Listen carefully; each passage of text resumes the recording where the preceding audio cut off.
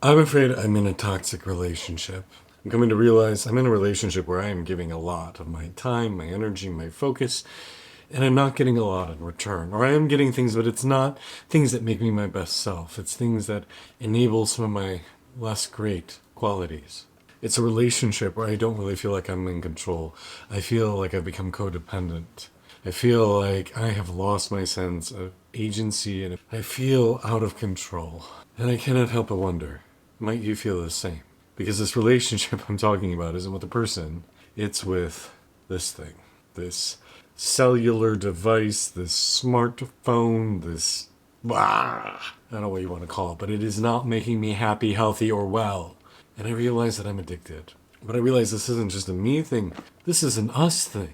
These devices are designed like slot machines. They're designed with a random reward generator so that you are constantly being triggered with a dopamine response or a cortisol response. You are constantly being played. And I don't know about you, but I will sometimes look around and notice who's stuck on their phone. I was walking my dogs the other day and I was at an intersection. I left my phone at home, so I didn't even have it. I was at an intersection and I started to peek into every car waiting at the red light. Out of the 9 cars waiting, 7 people were scrolling their phone. They couldn't even bear the minute and a half or 2 minutes at the red light to not look at their phone. I've started leaving my phone in the gym locker when I go to work out. In between sets, again, I look around. Nearly every person is on their phone. I wonder how much of a workout they're actually getting done. I go for a walk on the street. People have headphones or earbuds on or in. They're scrolling, they're texting, they're doing things. You go to a restaurant, it feels like half the people there aren't even talking with the people at the table. They're surreptitiously or actively messaging people or doing things. What has happened to us? We're in relationship with these devices, and these devices are not giving anything back. Well, yes, they're giving stimulation, they're giving information we don't need. They're giving us stress response or reward responses, but they're not actually nourishing us. How many of you can effectively, enthusiastically, unabashedly say, gosh, my life is so much better because I spend time on my cell phone. I wish I spent more time. At the end of the week, I look back and think, gosh, if only I'd spent more time with my phone, I'd be a lot happier. I'm guessing the answer is 0 of you. I don't think any of us are going to look back on our day or week or year or life and say, if only I spent more time in front of a screen. Gosh, that was wonderful. But we behave as if that were true. And we behave that way not because we're lacking moral character, moral fiber, we don't have enough oomph to pull ourselves back from it. We're acting that way because our brains are hijacked. They have designed to hijack our brains, to take away our focus, our concentration, our ability to be here with each other. But one of the things I've come to really believe is that the most nourishing things in life are the flesh, embodied, face-to-face, skin-to-skin experiences we have where we share space and truth and love with each other. We share touch and scent and pheromones and kisses and hugs and sexy time with each other. Virtual experiences can be useful. They can connect us with others we wouldn't normally find, give us a sense of community or belonging. But those relationships don't stimulate the same neural pathways. And ultimately, if an online relationship never changes to something in person, then is it really all that valuable? I mean, yes, of course, there are some, right? Especially for marginalized communities, people who feel alone and isolated, finding that community online can be great, unless, of course, you're a Proud Boy or you're a far-right group, and in which case, don't find your community. Please, live in isolation. Go in your mother's basement. Hang out there. But otherwise, people who struggle to find belonging, it can be a great thing. But it needs to transition to be offline. Even this conversation we're having, I bet you feel like you know me. Maybe you've watched a bunch of my videos. Maybe you've engaged with me, sent me a DM even. But unless we've met face to face, flesh to flesh, you don't know me. This is a parasocial relationship.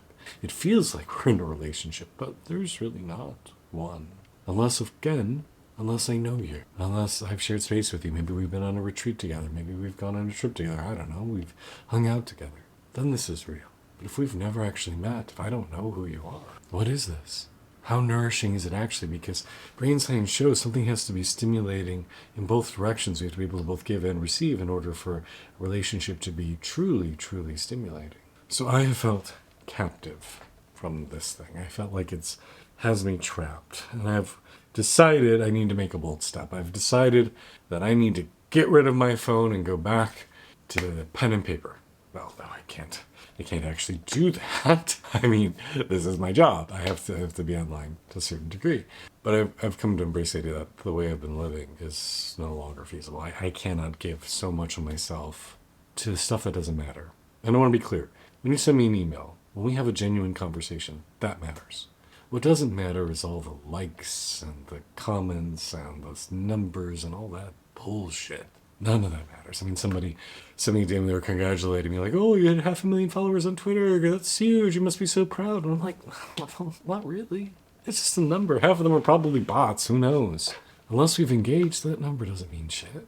I mean, I just finished a Kickstarter, and I was thrilled with the amount of support we got. But given the number of followers that I have, over 300,000 on YouTube, 500,000 on one Twitter account, 50,000 on another Twitter account, 30-some thousand on Instagram, and some other sites too, like a fraction of a fraction of a fraction of a fraction actually showed up and supported. The people who actually are willing to put their money where their mouth is, very, very small. The number of people who are willing to come on retreat or come hang out with me, very, very small. Those numbers don't mean anything. The likes you get don't mean anything. I don't celebrate those big follower milestones because they're bullshit. They don't mean anything. At the end of my life, am I going to be thrilled because, a video hit a certain metric? I actually just deleted the number one performing video I've ever posted. It got 97 million views. And I deleted it because it don't mean shit. When I look back at the end of my life, I'm not going to say, one of the things I'm so proud of is I once had a video that got all these views. No, I don't care. None of that matters. What matters is the real life things that happen. The love we share, the memories we make, the moments we have together, the people whose lives we've really touched, those happy experiences. That's what matters, not this online crap. And I'm tired of having my joy, my well-being, my wellness, my focus being hijacked by tech bros who know how to hijack our attention. And so while I cannot physically give up my phone, I have decided to download an app that blocks me from accessing unnecessary apps. And in order to access the app, I have to log into that app. I have to wait 10 seconds. I have to say, yes, I really want to do it. And while that isn't a hard block, yes, obviously I can still access it. Taking those few seconds to have to slow down and pause and question, is this really necessary right now? Or am I just doing this because I want a dopamine fix? And most of the time, the answer is the latter. I just want to hit it with something. I want to feel good. Come on, just give me one more hit. Just one more hit, please. Just give me one more hit, then I'll be fine. But we're never fine. That high goes away as quickly as it comes. And over the last few days, as I've been leaving my phone at home, as I've been blocking unnecessary apps, it almost feels like a veil is lifted off my head. I walk around the world and I'm more alert, I'm more aware, I'm sensing different things. Really, it sounds a lot like people who are coming out of an addicted state to talk about. This may not be a chemical substance, but it's a chemical substance up here. I feel like a different person. I feel like a better person. So I'm in a toxic relationship. I am in a toxic relationship with my phone, and I bet you are too. I'm not here to tell you what to do. I'm not here to give you life advice. I'm just telling you about my own journey, my perspectives. I'm just here to talk about the things I'm doing to make my quality of life better. And for me, one of the things is realizing we got to stop with this technology shit. It's not making us happier. I think it's really critical we do it now because in the not too distant future, we're going to have embedded technology. People are going to get implants that allow us to access the internet at all times. We're going to have people become transhuman, that will become part machines. And I don't necessarily think that's how I would want to live. I want to reclaim balance and well-being before the ability to disconnect gets even harder. Because, make no mistake, it's coming. It's definitely coming, even if we don't even go the route of cyborg, implants.